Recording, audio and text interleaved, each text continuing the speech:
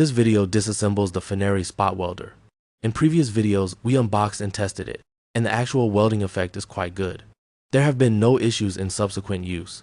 I noticed that many of you are interested in its internal components, so in this video, we'll do a disassembly. The overall surface has no screws, as they are hidden beneath the rubber pads. There are two anti-slip rubber pads, which are quite thick.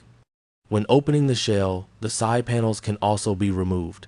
The first thing we see is its battery, which measures 126080500 mAh, 18.5 watt-hours.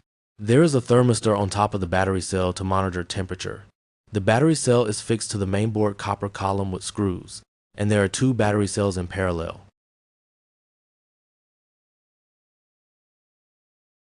Directly punch holes on the button, two cells in parallel. The total internal group only has 0.55H5, which belongs to the high-end animal battery cell. Now let's look at its mainboard. The main wires are on the front. After removing the screen, there are 7 copper strips underneath. The product price is real. The 3x 3mm overcurrent capability should be fine. Here are its MOSFETs, 4 in total, both front and back. The brand is Infineon, which I checked and is an automotive-grade power transistor with a voltage rating of 40V and a current of 200A. The peak current can reach 800A.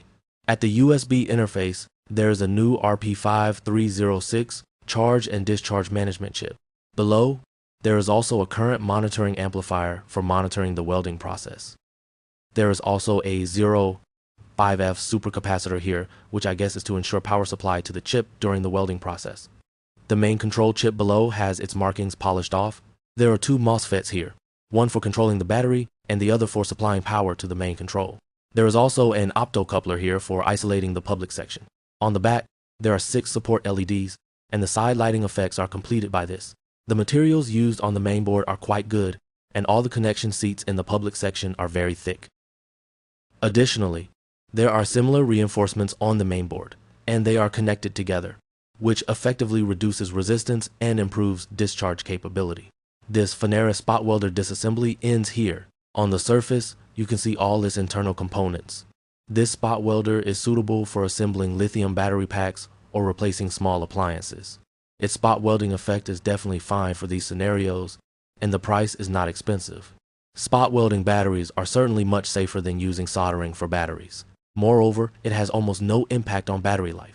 This concludes this video. If you liked it, remember to like and follow. See you in the next episode.